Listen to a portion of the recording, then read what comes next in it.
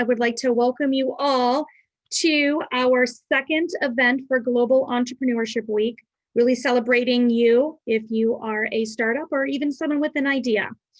Yesterday, if you had the great opportunity to participate in our kickoff event, we heard Aaron Lewis, the CEO of Spear Brakes Defense LLC, kind of talk about his trials and triumphs in being an entrepreneur and the importance of being prepared and anticipating anything that could happen when you are pitching or talking to anyone, even if you lose a tooth during that presentation. So it was just a great conversation that Aaron had with us yesterday. And today is one out of our two offerings that we're having. And today's topic is the urgency of now, tales from early entrepreneurs.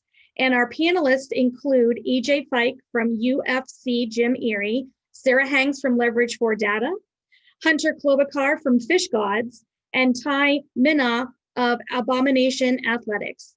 And we also have our moderator, Dave Cullen, CFA of Evident Financial, who came into the Erie Technology Incubator, where I'm located, in January of 2018, and in about a year and a half, graduated to affiliate status and is still at our incubator giving back and mentoring. So we are so lucky to have Dave in our incubator.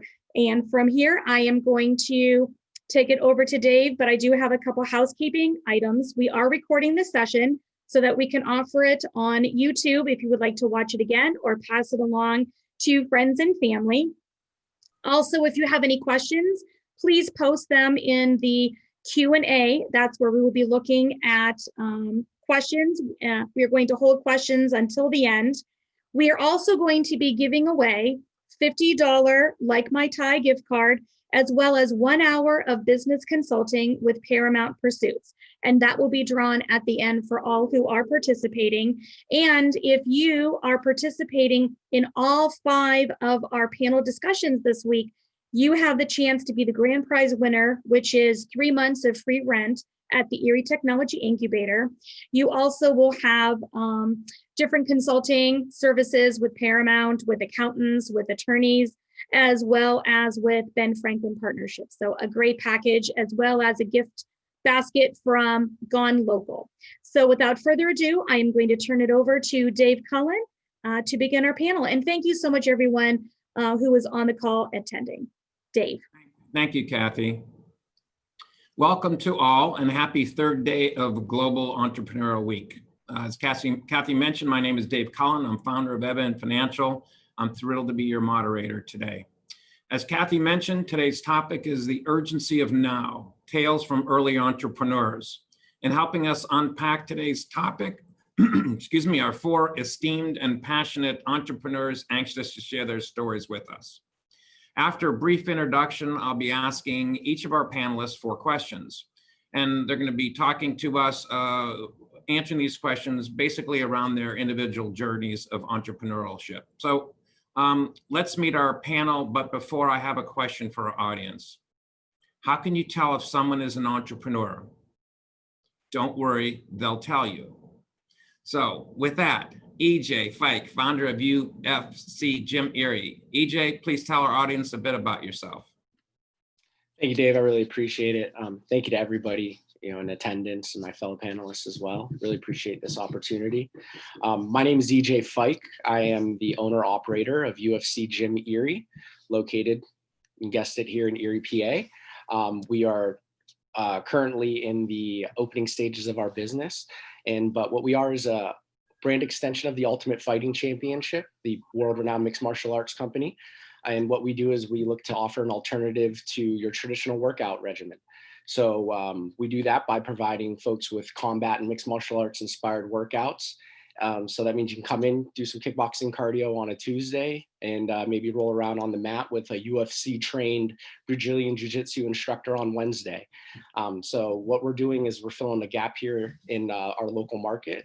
And we really look forward to working with our community as well to build relationships and establish ourselves as not only a business that works with people on the economic side, but also, making sure that we support our local Little League teams and things of that nature. So we look forward to seeing you at our grand opening very soon. And thanks everybody for joining us. Thank you, EJ. Sarah, let's go with you. Sarah Hanks of Leverage for Data. Sarah. Great. Sarah Hanks. I'm originally from Rochester, New York. I went to University of Buffalo, graduated with a degree in mechanical engineering, moved to Erie 20 years ago to work at GE Transportation, and I started Leverage for Data in May. Officially, the company was formed in June. I joined ETI very quickly thereafter. What Leverage for Data does is we supply our customers with software that helps enable them to make good quality parts on time and without wasting any money. Thank you. Thank you, Sarah. Hello, Hunter. Hunter Klobuchar, founder of Fish Gods. Hunter? Hi, yeah, everyone, thanks for attending. My name's Hunter Klobuchar, 21 years old. I'm currently finishing my senior year at Edinburgh University. And being a college student is kind of what led me, my partner Tyler, to our business, Fish Gods. In 2019, we were selected to go on a research trip with Trout Unlimited. We traveled across Pennsylvania in the most remote places, and we saw plastic and garbage pollution polluting all of our waterways. And on this trip, we wanted to make a difference, but we kept running into the problem of where do we put this trash that we came across? And this kind of let a light bulb click off in our head, and we realized, that the outdoor enthusiasts, just like us, visit the water and our earth systems the most. If they had an effective tool that allowed them to pick up the plastic and garbage they saw, we could collectively make a significant difference for our earth systems. So in 2019, we created Fish Gods. We're an environmental cleanup company that created the Clean Earth Bag to ignite this cleanup movement throughout the outdoor industry. With the help of Ben Franklin and so many other great people, we're able to take this idea, turn it into reality. We just launched our Clean Earth Bag project on Kickstarter 29 days ago. We successfully raised $20,000 to take our company to the next level. We still have 1 day left in our campaign, and soon after that, we'll be moving to the manufacturing and the fulfilling our orders for our Kickstarter people in 2021.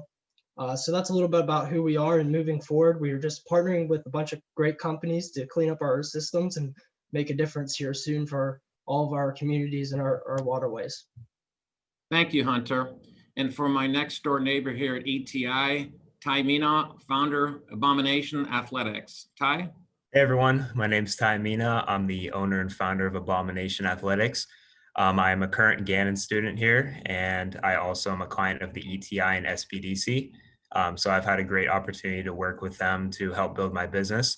So I've been in business for about 4 years now. I started out strictly as an athletic wear company, but eventually evolved into making products. So the main basis of my company is bringing aromatherapy to the gym. So I infused weightlifting chalk with invigorating and focusing essential oils. And that's my first product, Abominable Grip. I recently launched a new product, which is a liquid chalk called Phantom Friction. So you can move weight at gyms without leaving a trace, especially at gyms that don't allow chalk. It's a very cleanly way, also infused with essential oils. And I'm currently conducting a research study to help college students and also office workers help focus through aromatherapy at their office. Great, thank you, Ty. So let's get right at it. Let's go with our first question. And Hunter, if it's okay with you, let's begin with you. First question for the panelists is, how and when did you know your idea wasn't just an idea? So how and when did you know your idea wasn't just an idea? Hunter? Yeah, we realized that quickly after that trip that we took with Trout Unlimited. We're really big outdoor enthusiasts. We're always fishing. When we were out fishing on the Lake Erie tributaries, we would come across plastic and garbage, and we would see a lot of other anglers, coming across the same stuff. They either wouldn't pick it up or they were bringing a plastic bag with them. And we would ask them like, hey, like, how's that working out for you? And they're like, this really doesn't work. This practice that we're using, the bags are just really cumbersome. They tear, they rip. And they're single use. So they were looking for an alternative. And that's when we're like, wow, we're not the only ones that are out there cleaning up this, but also running into the same problem. So that light bulb just went off for us, and we decided to take action and create our company. Thank you. EJ, how and when did you know your idea wasn't just an idea? Hi, thanks for the question. I guess it was really when I reached out to the UFC and I got a response, and I was able to meet with the vice president of the company. And I went through the process of applying for a franchise agreement, and I had to be approved by the board of directors. And I guess that's when it became reality to me, because I'm just a regular everyday guy. I work a normal job. I'm not a rich person, so owning a franchise has always kind of been out of the question for me. So the fact that they were willing to accept me as someone that's not a millionaire and not very wealthy, that's kind of when it was like, oh my gosh, I can really do this. They see, my ambition. They see that I have the drive and the skills to do this, and they believe in me. And I'm actually very proud to say that I'm most of the franchise owners are former mixed martial artists, former athletes. Alex Rodriguez, Jennifer Lopez, they own dozens of them. So I'm probably the only person that's in the lowest tax bracket around here. So that's when it kind of, came real for me. Thank you, EJ. Sarah, how and when did you know that your idea wasn't just an idea? So through my experience, I've participated in GE's kind of digital transformation journey. And, that's basically moving paper-based processes into IT systems and being able to take that data and unlock new insights. And it was a mission that GE was on for that was the strategy of their company, was to enable that for other companies. When I look at small manufacturing companies, I see a big gap in making that available for them so that they can take advantage of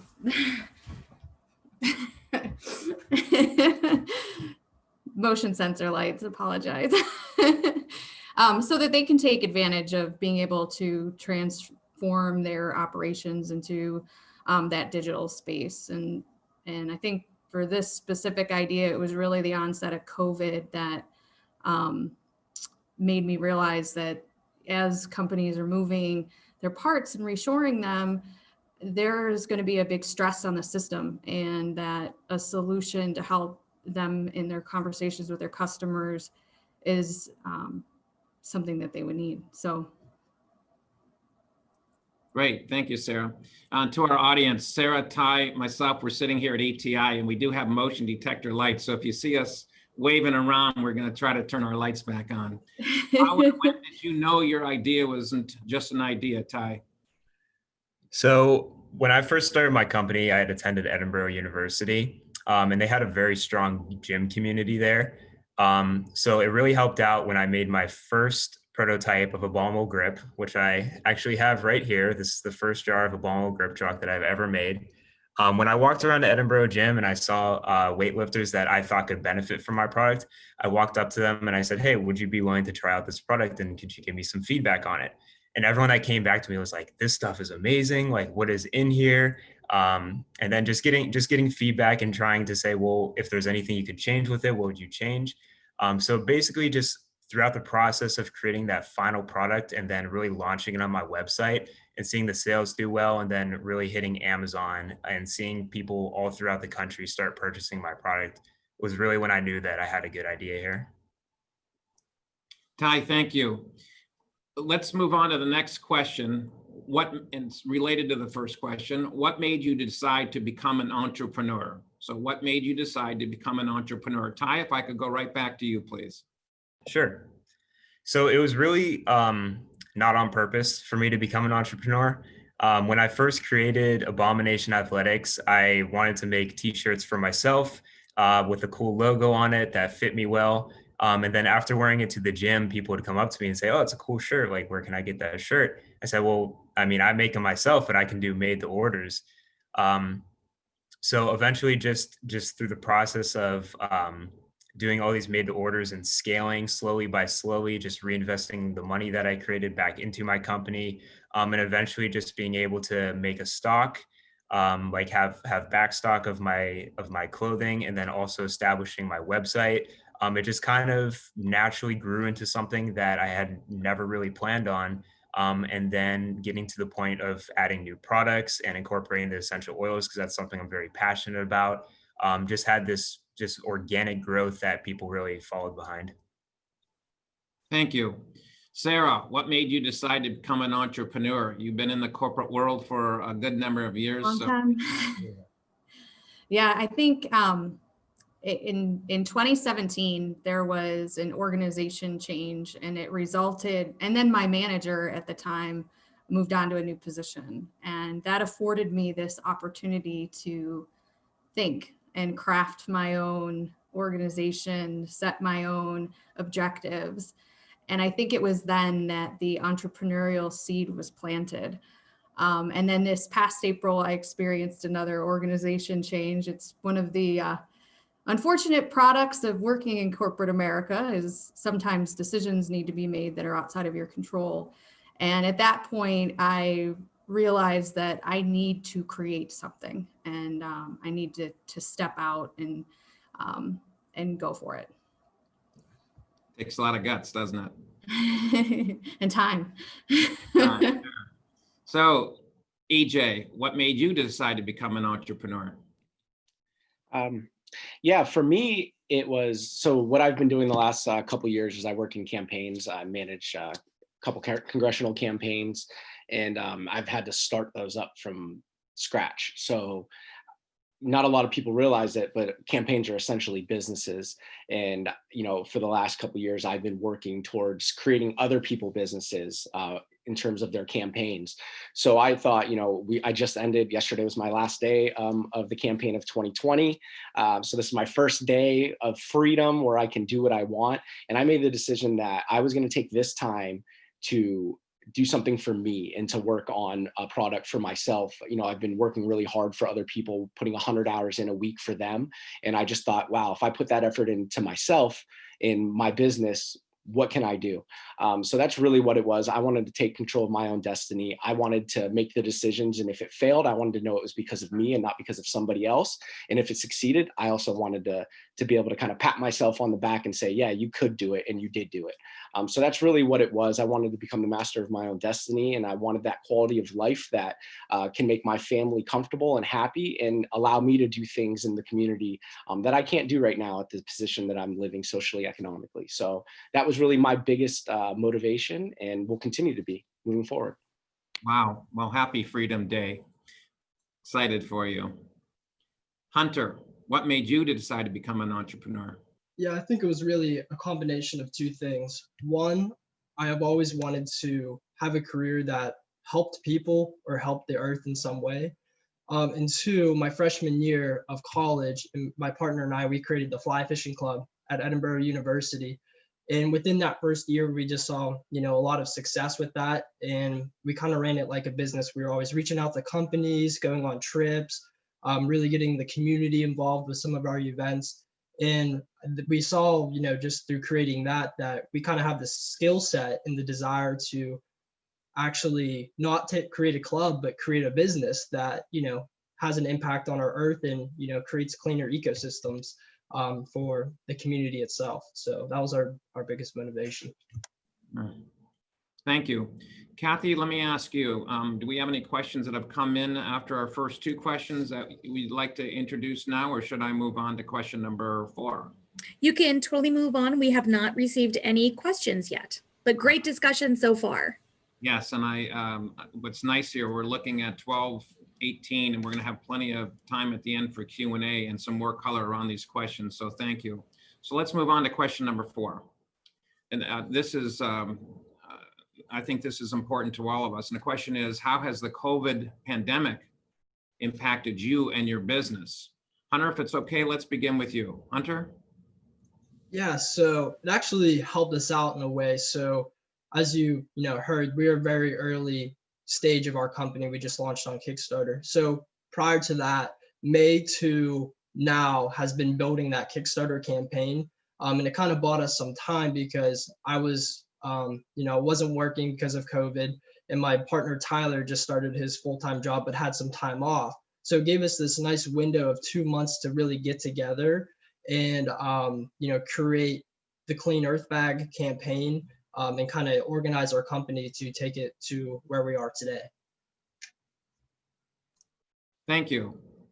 How has the COVID pandemic impacted you and your business, EJ? So for me, we're not open yet.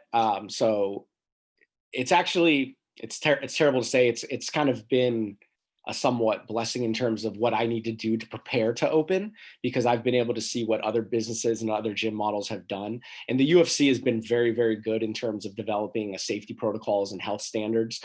So, you know, it's made me have to adjust my projections and the amount that I think I'm going to pull in. But I'm very confident, you know, moving forward that we're going to see an economic stimulus here soon, and that small businesses will be very, very well taken care of.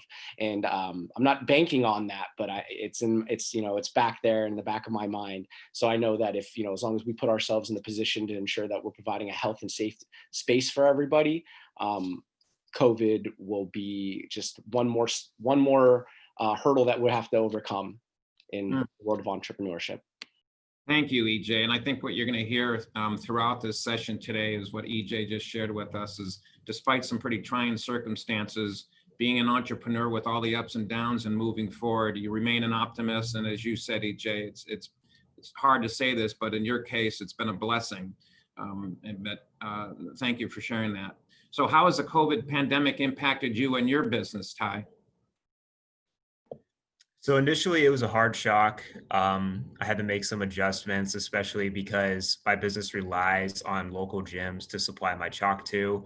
And also I use that for marketing, just meeting new people and talking to people to make sales. So it kind of forced me to grow a little bit and enter new markets like home gyms that became very popular during the COVID pandemic. And then also just not being able to go to the gym. I was able to develop other products like my Phantom Friction and think about stuff that would help people out at their home gyms. And even with my latest product that I'm coming out with, it's called Sacred Salts.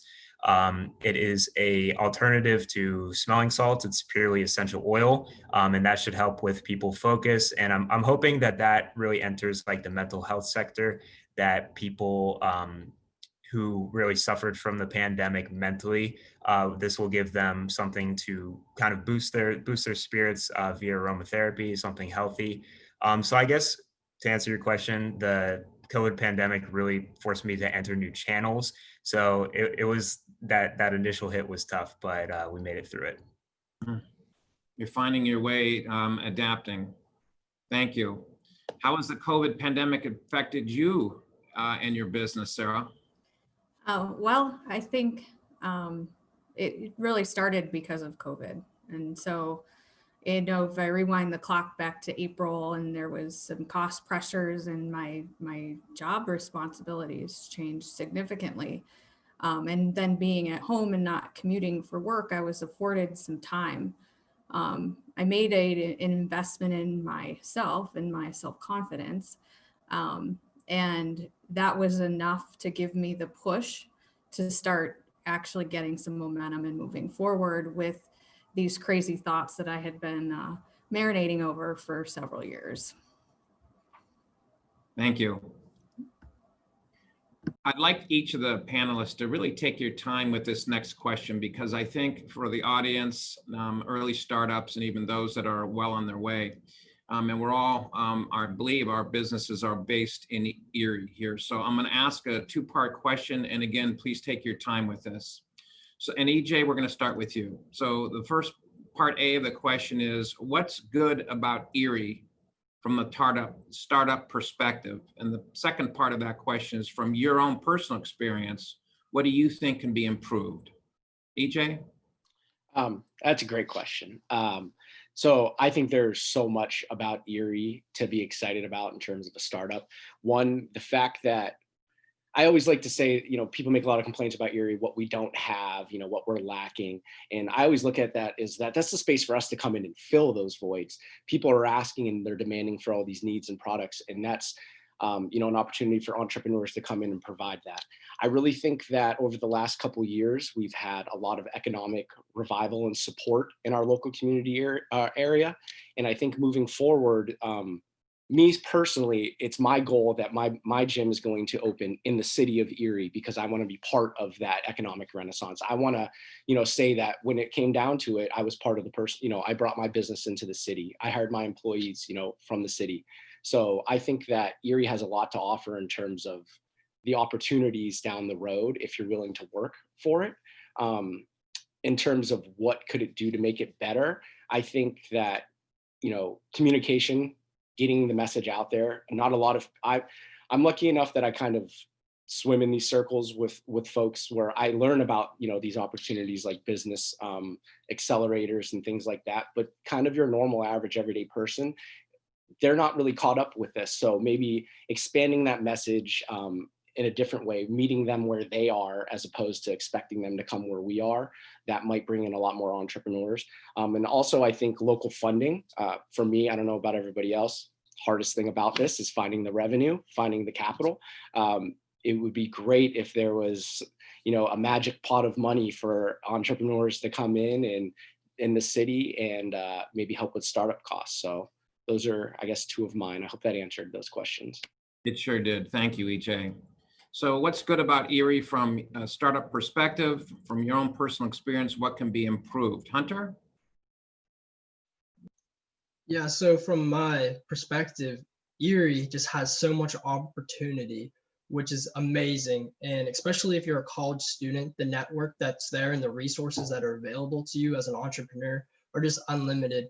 And really that's what like kickstarted our business and helped us. Like, startup capital is hard to achieve and you need a lot of capital to get going. But these services and the people around this community that are there to help you kind of eliminate that need for that first year to create everything that you need to start a business.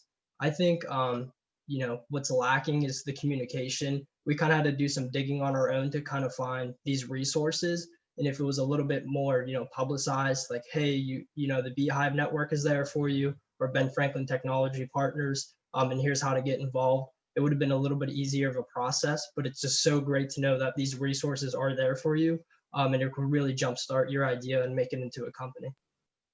Hunter, thanks for those suggestions. I'm going to throw a question back to you, Hunter. Can you give us a quick lesson in Kickstarter, please?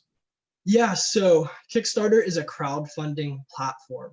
It's a platform for you to, your early stage business, and it's an opportunity for the community and the community to fund your business. So you go on there. For our example, we have the Clean Earth Bag. We're a startup company, limited capital, and we need some capital to get to the manufacturing phase to fulfill our orders, and you kind of get to the next level. So you create a Kickstarter campaign for your project or your product. You expose it to the community through marketing and local PR, and hopefully people, are about what you're doing and they pick up your campaign, and they can pre-order your product at a highly discounted rate. So they get the product. They're the first ones to get the product to make the difference, and they fund your company by giving a donation in return. Thank you. Sarah, what's good about Erie from a startup perspective, and from your experience, what do you think can be improved? Well, I think from the resources that have been available to me have been amazing. I started with the Small Business Development Center. I took one of their first step courses back in December, reconnected with them in January and again in April. They helped me create my business plan, which then helped me get into the ETI. And through ETI, I'm growing this amazing network of people. And that led me to apply for the Secure Erie Accelerator, which we were accepted into. It's a 7-week program that just concluded. So I think in that regard, I've been overwhelmed really with the amount of resources and willingness people have to just help and want to communicate, spread the word, provide connections. It's been very rewarding in that regard. I think where it's difficult for me, having gone through all of this in such a short period of time, to think about where the gaps are and what Erie needs to improve upon. I know the fundraising piece is something that I've heard quite a bit. As a software company, the fundraising is valuable, but a lot of it is sweat equity that goes into building out the product. So I guess I'll side with what I've heard and say yeah, having funds available. Important. Thank you, Sarah. How about you, Ty? What's good about your startup perspective looking at Erie, and from your experience, what do you think can be improved? Yeah, so being in the fitness industry, I feel like Erie's biggest strength as well as its biggest weakness is its size. We're at that weird middle ground where we're not a huge city, but we're not a small town. So we have amazing resources like the SBDC and the ETI. We have opportunities for local gyms. We have opportunities for big industry gyms, which are all great things. So being in the fitness industry, I was able to walk into local gyms and pitch my product and say, hey, this is what I do. If you're interested, I can do this price. And if they like it, then we make a deal. And it's happened. I'm actually partnered with Erie Fitness Academy. I work with them. I'm a great supplier. I'm close with the owners. So I feel like you can't really do that in other cities and build those camaraderies. But like I said, also some of the weaknesses that we have here in Erie are there isn't a whole lot of opportunity for other gyms. Like we don't have a rock climbing gym. Other than Edinburgh's small rock climbing gym, whereas large cities have that. So there's so many outlets where people from other cities will travel to come use your facilities. But I feel like Erie doesn't have that platform of growth to really encourage many other structures from being established here. I'd like to ask a third part to this question, since we're talking about Erie. And EJ, if I can go back to the top and ask you, can you speak to Erie from the perspective of talent acquisition, and how might that affect your business, please? Yeah, so, obviously Erie, if you're from Erie, you probably know, we suffer what's called brain drain. A lot of our talent, they graduate and they leave and they take opportunities in other cities, which is very unfortunate. Me specifically for my business, the UFC is very, very supportive in terms of providing staff and training. So this doesn't really apply specifically to this business for me. But I can see where, others like Ty or Sarah, they might come into issues down the road finding, a very good, a salesperson or a marketing agent or somebody like that, a support role, because of the brain drain that we have. Thank you. Hunter, I'm going to go with you here, and I think you're going to give us a very unique perspective because you are in your early 20s. You're in this generation of seeking jobs, recruiting. You're thinking about Erie and where you want to place yourself for the rest of your career or a good part of your career. So Hunter, please give us your perspective as to Erie from a talent acquisition sort of point of view. And if you could respond to EJ's comment about the brain drain, please. Yeah, so I think I have a unique perspective. I'm in a unique position with our company as EJ's, like us being an environmental cleanup company, us wanting to be in Erie is a big part because there's so many waters and ecosystems for us to clean up. And we have a lot of opportunity to involve positions across the board through like universities and local community help. But I think COVID-19 showed us that when it's time to acquire people to build your team and your business, that you can really acquire those people from working remotely. I think we're really starting to transition over to like a remote workspace. So as we build our team, we might have people from all over the country that are working for us or working for these companies. So I think that community involvement and having like secure positions and locations in Erie is important. But moving forward, I think you're going to see that a lot of people are working from all over the world for some organization or company. Hunter, question. COVID has trained us all to be remote and use the technology for meetings such as this. Could you have made the statement you just made if it wasn't for COVID training us where the culture is more remote than in person? I think COVID jump-started this to go there a lot quicker, but I think it was headed in that direction, just the way that communications really handled with, platforms like Zoom, FaceTime. You can really talk to experts from all over the world and use their time really efficiently and have them work for you and do great things from really anywhere. So I think that, that transition was going to happen eventually from my perspective, especially with just being a student and seeing how some classes are taught and stuff. That transition has already occurred. But I think that, the home location of a business or organization, there's just so much opportunity to be in Erie and just really fulfill those positions that way and have your office there. Hunter, thank you. Sarah, how do you think of talent acquisition, living here in Erie and starting your business here locally? I don't know. I keep thinking that it around talent development more than a challenge of talent acquisition. And it might be just because I worked for a company that's renowned for their leadership training, and I had the privilege of attending some of the best in class talent development courses that are available. And I see universities nearby that have degrees for the type of talent that I would want.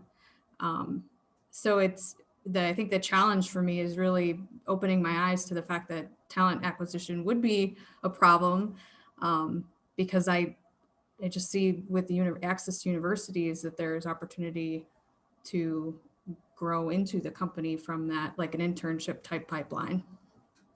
And plus I'm not local. I didn't grow up here. I moved to Erie, and I fell in love with it. So it's not a problem that I see right now. Thank you. Hey, Ty, we're going to have to move on to the next question that I had forgotten, and I'm going to ask you to go first. But Kathy, thank you for reminding me of probably my the question I want to hear the most from. And then Kathy also tells me we already have 5 questions. So we're going to ask this last question, and then Kathy, we will move into your questions. So thank you for that reminder. So our final question before we get into Q&A, and we'll start with you, Ty. What was your toughest moment to date launching your business? So definitely the toughest moment I had was once I got to that point where it was past making to order shirts and I was finally able to have enough capital to have a backstock. I worked together with my brother, who's a data scientist, and we got my first website up and running. And I had my Instagram going, and I was doing my marketing really well. And the day that I launched my website, I received 0 sales. And actually, I didn't receive a single sale for an entire week. But I will say that definitely humbled me. But after that first week, when I saw that first sale, I was like super grateful for it. My expectations were I thought I was going to sell out the first day. You know, you have these great optimistic ideas, but that was definitely the toughest moment. But I feel like it had the most it really had the greatest impact on me when releasing further products, really having an expectation and just knowing how to prepare for other things when they come up. Thank you, Ty. Again, tough situation, working it to your advantage and adapting. EJ, what was your toughest moment to date? I guess for me, it was probably when I had to apply for the franchise agreement and get approved by the board of directors for the UFC. I had a lot of self-doubt as I was filling out the application and writing down the stats about, but mostly my financial history and everything. And they're asking my, what I have, my, what I own, my net worth. And I'm just like, I'm reading it and I'm like, wow, they're going to laugh when they get this, you know what I mean? And it came to the point where I sent the application in and I immediately called my contact and I was like, hey, I sent it in. I was like, but I got to explain myself, and it was great because he said, you don't have to explain. Like, we know we know who you are. Like, we know you're not our typical owner, but we love you. So that was my hardest part, was kind of hitting send when I hit that application and kind of reading about myself, because it's always rough when you read about yourself on paper and it's not what you want it to be. So that was my biggest struggle to this point, except for next week I have to submit my financials for funding requests. So that's going to probably be a lot more stressful than the last. Well, good luck with that. Sarah, what was your toughest moment to date launching your business? Can't find my mute. I think I'll echo what EJ said. I think my toughest part is overcoming the challenges with my own self-confidence. And, you know, I teetered on the edge of interested but not committed until, you know, I was in a space that I felt like that was the only path forward. I think the other tough moment is until we have a product that's been tested and sold. You know, it's always going to be the thing that comes to mind every day is how do we get to that point where we're starting to get revenue. So. Thank you. Hunter, what was your toughest moment today launching your business? Yeah, so I think two really tough moments come to mind. And one, being a startup company, is acquiring capital to get to the next phase. And it takes a lot of capital to get to a product to market. And just from an idea to theirs, it's just a lot of hurdles and steps that you have to get through. So there's just so many challenges that you have to face. So, you know, that's definitely one of the difficulties that we face day to day. And another thing is just like time's like one of the biggest components. And me being a college student, we started this business in college, so you can imagine handling 5 classes plus trying to start a business. And now my partner's transitioned to a full-time, you know, job because he has to make money to sustain himself. And here I am exiting, you know, college. I'm gonna have to do the same. So getting to that point where we can have enough capital acquired to do Fish Gods full time and follow our passions and really start to make a difference for the earth is like that's the difficult hurdle to get to, and just navigating that pathway is there. And it just shows us that, you know, the possibilities are there if you're passionate about it, and if you have the strive to do it, you'll get there. Thank you, Hunter. Thank you for sharing that. Kathy, I'll give it to you for our questions, please. All right, thank you so much. I mean, this is just such a fantastic panel. Awesome. Kudos to all of you. So this is a very interesting question. So I'm going to ask this one first. This is from one of our anonymous attendees. And the question is, have you encountered pessimistic individuals that are counterproductive to the fruition of your success? And if so, how did you respond to those individuals or organizations? Who would like to start? Well, EJ's shaking his head furiously, so I think we should have EJ answer first. Perfect. Yeah, thank you. Unfortunately, yes. That's like literally all I've heard is pessimistic people from my. It's terrible to say this, but from friends and family. You know, how can you really think people will pay that much money? Do you really think it's COVID? You're going to try to open a gym during a pandemic, which does sound crazy when you think about it.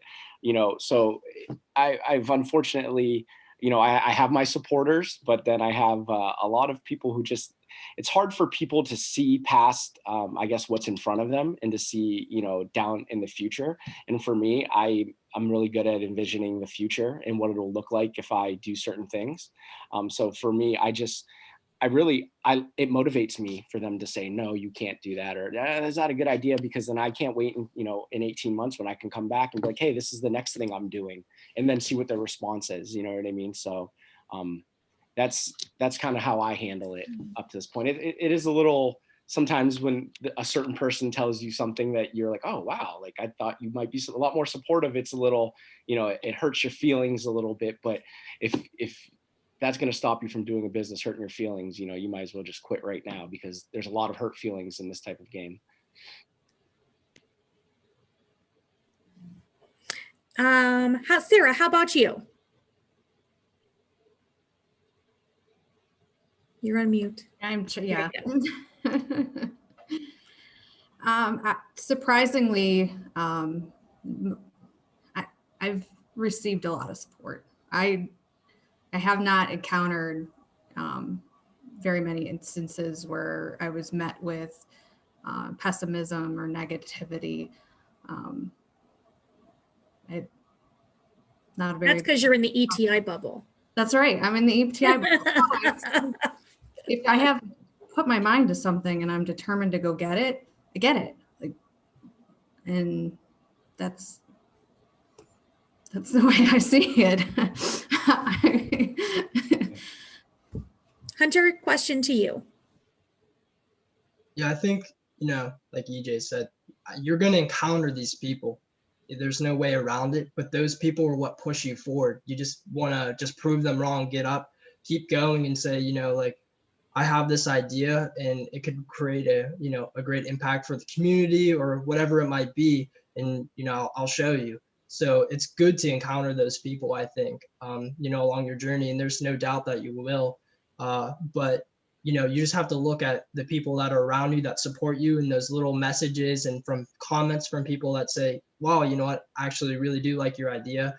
It just like pushes those pessimistic views right away and you're just focused on the future and future growth. Thank you. Ty? Yeah, it's definitely happened.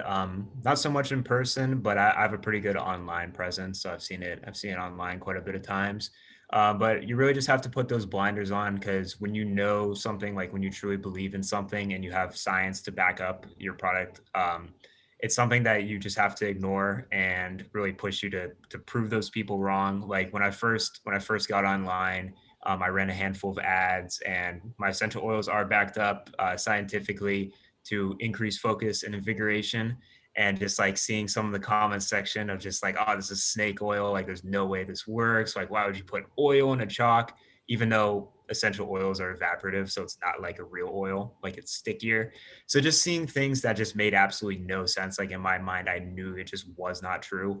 You just obviously just cannot pay attention to that, and you just have to stay positive and really believe in yourself.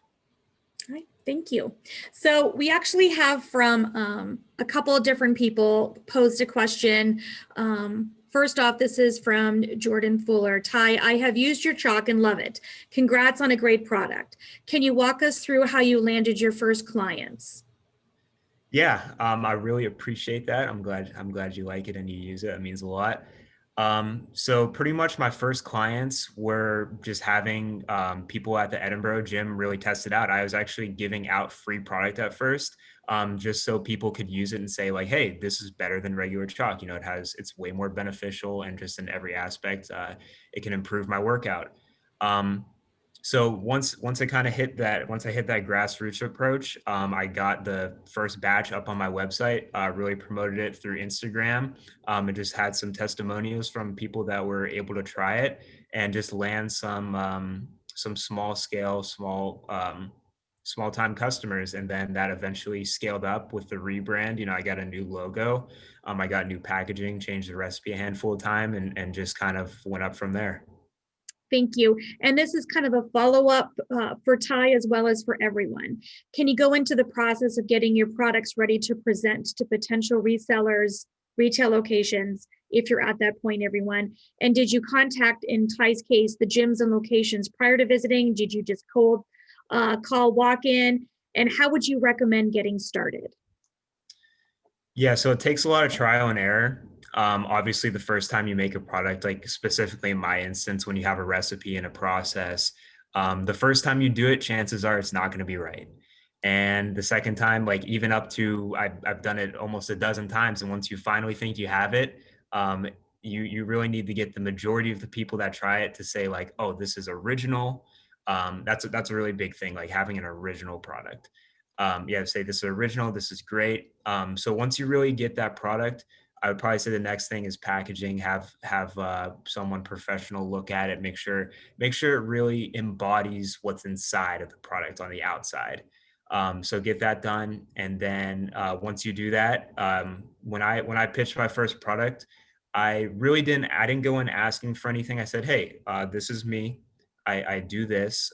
This is the product I make. Like, do you want to try it out? If you like it, then we can move forward from here. I wasn't like pushy or anything, because if you have a good product, it'll speak for itself, really. And you can really nail some deals just through that. Thank you. Hunter, I'm going to toss that question to you as well. Can you go into the process of getting your products ready to present to potential resell locations, and how would you recommend getting started? Yeah, so we're just getting, into that phase of our company. We just launched, our Kickstarter. So I think the best thing to do is let the product speak for itself, like Ty said. But to get to that point is you have to go out to your potential customers and say, hey, I have this idea. Here's my rough prototype. Punch some holes in this thing. Like, what's wrong with it now and what can be improved upon? and just do that over and over again until you finally think you have it right. And the feedback, the majority of the feedback that's coming from these people is wow, this is a great product. This is an original product, and this is exactly what I'm looking for. Like in our instance, a lot of people were using plastics bags, and the one thing that they wanted to use instead was a reusable item that hit upon certain things like being attachable, collapsible, drainable, everything the outdoor enthusiast is looking for. And just through product prototyping, we finally got it to that point. Great, thank you. EJ or Sarah, do you have anything to add? I know you're kind of still just in the really startup. For me, I've done, the market research, ensured that there's an actual base for this business, and that I'm not just showing up and like hoping people come. So I've done that. When we do open, I plan on hiring sales staff to specifically recruit membership and everything like that. So that's how I plan on kind of getting my product out there in the market, as well as utilizing on a heavy marketing campaign, both digitally and in print. Okay, thank you. Another question that we have from Jordan Fuller again is, for all, what is the coolest thing or person that you have met since you started down this entrepreneurial path? Sarah, would you like to go first? I saw that question and my first thought was well, Jordan Fuller, of course.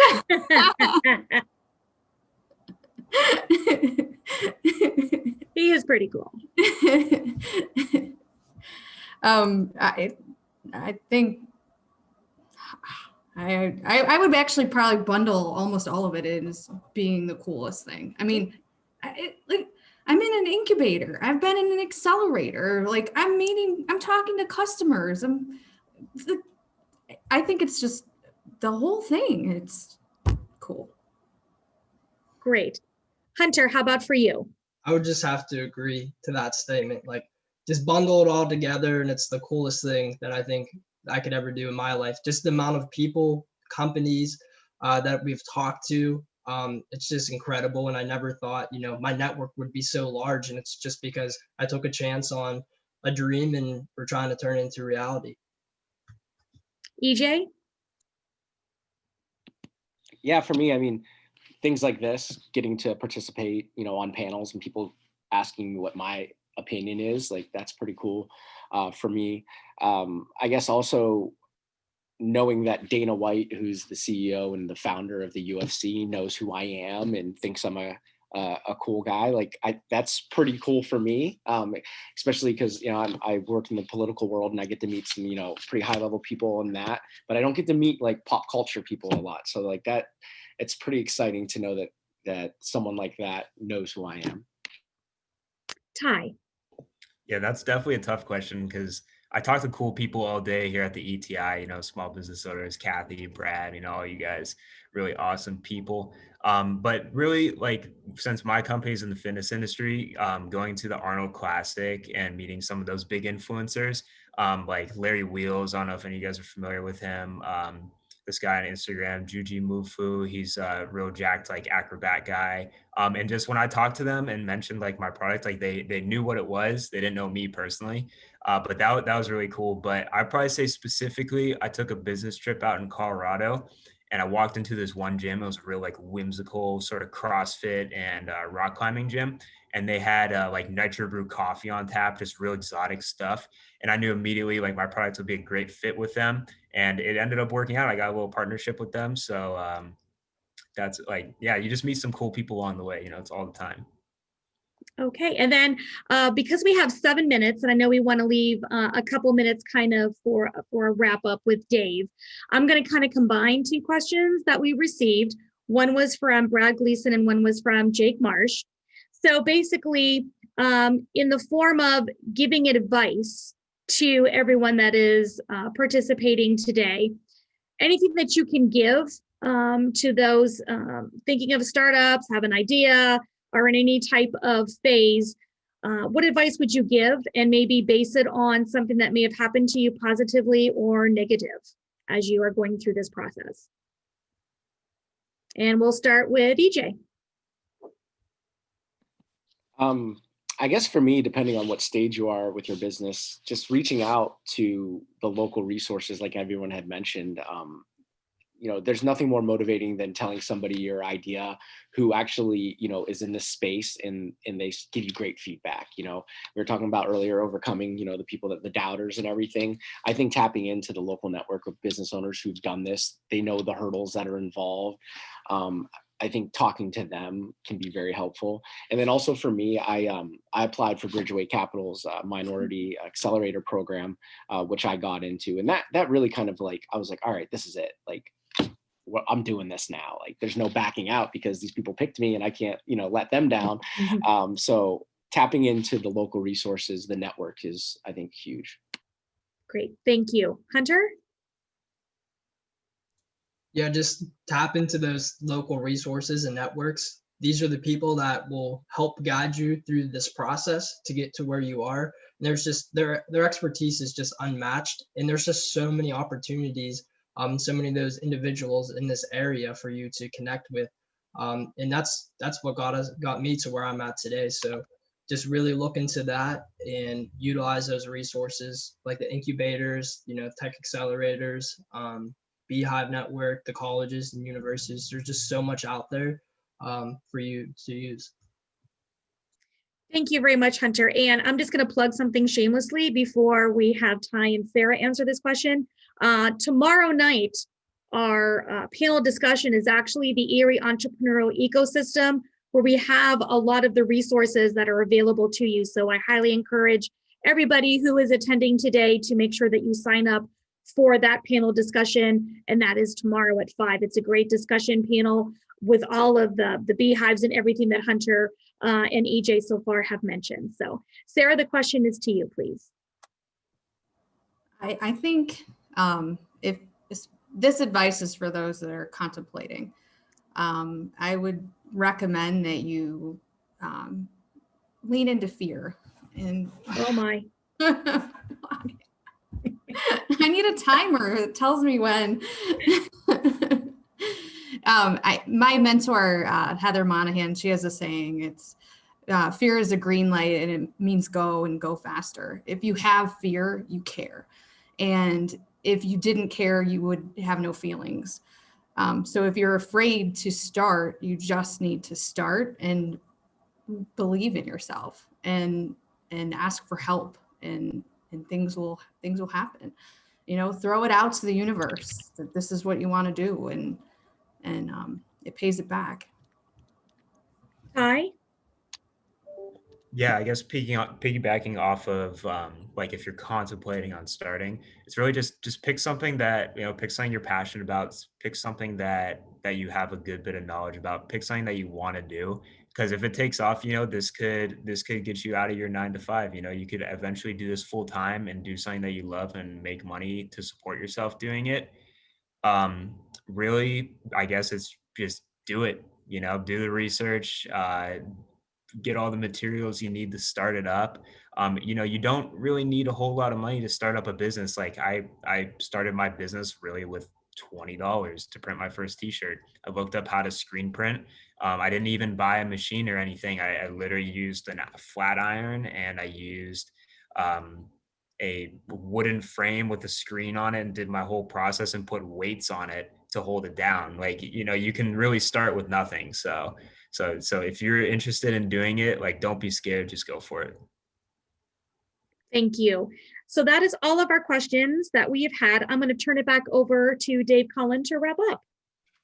Thank you, Kathy. And for those of you that don't know Kathy Roach well, she knows how to bring the train in on time, and she knows how to juggle a million things at one time. So Kathy, thanks so much. This was amazing discussion panel. I'm looking at the chats here. I'm seeing, wow, amazing, best wishes, on and on and on. So thank you very much to our panel. I know you're all busy. We appreciate your time and sharing your journey with us. So best wishes. To our audience, thank you for taking part in today's session. Kathy, I'm sure you'll take any emails if anybody has any further discussion around these topics. So thank you to all. Kathy, to you.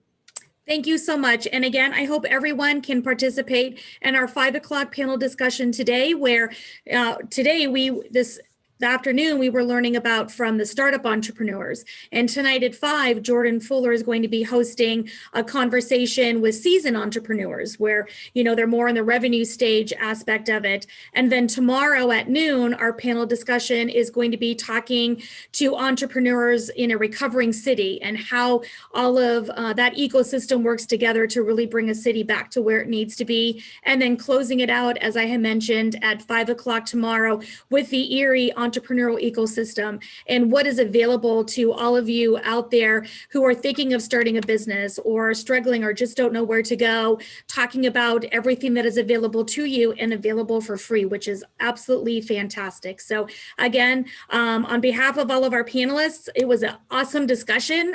Super excited about this. And thank you so much for attending. And any questions after the fact, please don't hesitate to email me. I will put my email in the chat and leave that up for a couple minutes. So thank you again, everybody.